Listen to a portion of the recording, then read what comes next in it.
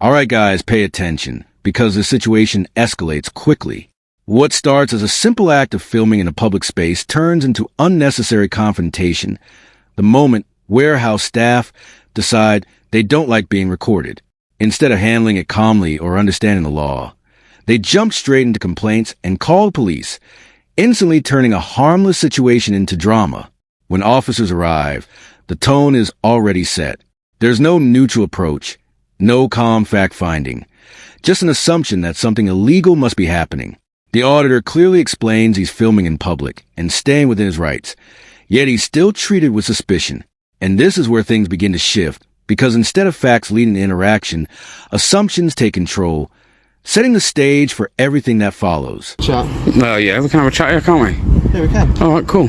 So all I've done today is make some video footage, and I've stuck to everywhere that I'm allowed, apart from apparently Amazon, where I wasn't allowed to step on their site. Who's allowed you permission on the site? No one's allowed me permission. This is all public, bro. Don't treat me like I'm silly. Yeah, I do this a lot. You just said, again, identify for me as well, please. Identify Before you do, myself, you it's do. on my colour. Okay, what's yours as well, please? Yeah. Okay, cool. Have you told me that your body-worn camera's on? No, you haven't. That's part of your policy. You can clearly see that I'm filming, bro. Okay, and you can clearly see that that's. No, I can now. I don't have to notify you. You do. It's part of your policy. No, it's not. It's part of your policy. This has been proven before that it's part of your policy. Stop.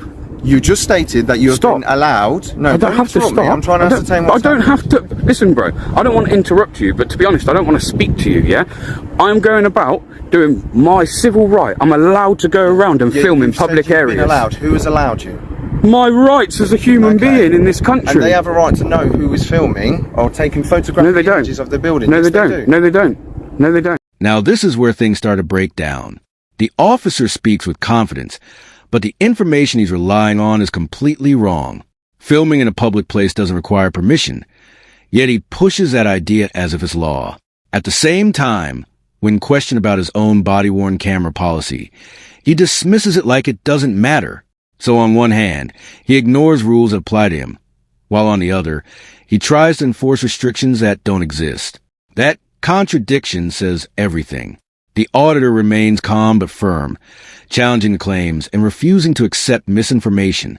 This is a key moment, because once incorrect assumptions are introduced, the entire interaction becomes unstable, and the officer's authority begins to rely more on belief than actual legal grounding. And someone to professional standards for exactly the same thing. Okay. Trying to trump up charges that aren't there. Yeah, I'm not saying that you are. You're trying to tell me though. You're not telling me what has happened. You're just saying you're doing your civil right. Doing what? Taking images. Filming the building. The building. Amazon, look at this place. It's huge. I know it's huge, but why? What's the reason why? Because I like to. I don't have to tell you that. No, I'm just trying to understand why. But I know, but I'm going to stick to. I don't have to tell you that. And that's, you can say that being as awkward. How am I supposed to ascertain what's happening? You don't have to ascertain anything until I've committed the I've had an incident that's been called. Have I committed an illegal offence?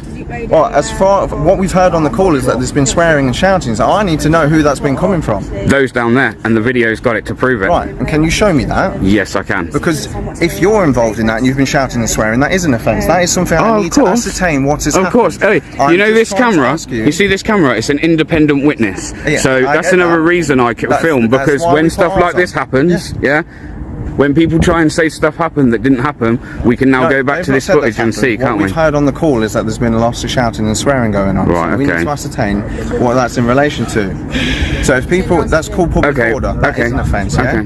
As the interaction continues, the officer attempts to shift his position, now claiming he's simply trying to establish what has happened. But the way the situation began tells a different story. From the start, there were accusations of shouting and swearing, yet there's no evidence supporting those claims. This is exactly why recording is so important. Without it, the situation could easily become one person's word against another's. The auditor directly challenges the allegation, asking who was actually affected, because public order offenses depend on someone experiencing harassment, alarm, or distress. Instead of answering clearly, the officer avoids a question and continues pushing the claim. At this point, it becomes clear that the interaction is no longer based on evidence, but on assumption and persistence. Why? Because I don't have to. Because I don't have to. Yeah, but I have to ascertain what's happened. Yeah, but I don't have to still tell you, bro. This is what I'm like. Until I commit an offence. Okay. Yeah. And you're saying a public order offence, yeah? An offence has been committed. Where is the person that feels harassed, alarmed and distressed? Where are they? Who are they? You have to have a complainant. Where's the complainant? No, it doesn't. Where's the complainant? No, it has to be an assumed person. A person of so reasonable firmness. You think you know your legislation, but if you do, then that's all you guys want to deal with is legislation. What about what you swore to when you took up your job? Wasn't that under common law? Most of that's under common law, isn't it? That wasn't under common law. I don't care. You guys still just swear by it. There are other pieces of legislation. I know that. Swear by common law. There are other pieces of legislation that we swear by. Okay. I'm still trying to ascertain what has happened. Now, what I'm saying. And I've told you what's happened is I've done some filming and they haven't liked it. And I'm telling you, we are aware that a public order incident has taken place. No, how are you then? So who was it by? So I don't know that. I'm trying to ascertain that from yourself. You are reported to be involved. I've come here. I'm trying to ask you what has happened. Now, so how do you know that one's taken place? If you don't know who done it, we can hear it on the call. No one at the time, and that you're now lying. You're lying because I was filming at the time when that call apparently would have come through. You've just said on your No, yeah, I've caught that I haven't. No, it would have been them because it hasn't come from me. So if there is swearing on this footage, now the pressure increases as the officer leans further into the public order allegation. However, the foundation for that claim simply isn't there. There's no clear complainant, no direct evidence, just references to something supposedly heard during a call. Meanwhile, the auditor has actual footage that can verify what really happened. When he offers to show it, the dynamic shifts. Evidence becomes a deciding factor. The auditor continues asking direct and reasonable questions, pushing for clarity, but instead receives vague responses. This is where the situation starts to unravel, because once evidence is introduced, assumptions can no longer hold their weight. The officer's position weakens, and it becomes clear that the interaction is being driven more by initial perception than by confirmed fact. Hang on, before I show you anything. A public order offence has been committed. Right. We can hear it on the phone call. Swearing and stuff is taking place in public. Now you're saying you can prove that it's not you because you have video. And if it proves that it's them, are you going to go and deal with that? I'm going to go have a chat with them afterwards. Straight up, because I'll be following you to make sure that you do follow it up. Because I know how this works. If I'm swearing in here, you're going to deal with that. But if it comes back that they're swearing in it, you won't deal with that. I ain't stupid. To be honest, I want to go about my business. Am I detained? Am I detained? Am I detained? I just need to know what's happening. Yeah, and I'm asking, am I detained? So I'm free to go. Am I free to go? Well, I need to confirm your identity, so that's you don't need to confirm my identity. I don't have to give it you. Till an offence has been committed, I do not have to give it you. Has been committed. No, it hasn't. No, it hasn't.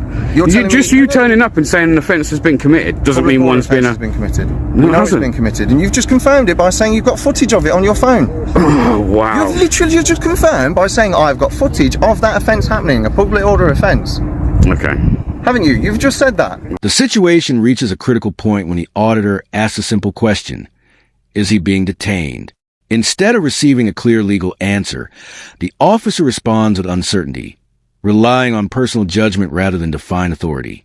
That's a serious issue, because police powers must be based on law, not opinion. The focus then shifts to identifying the auditor.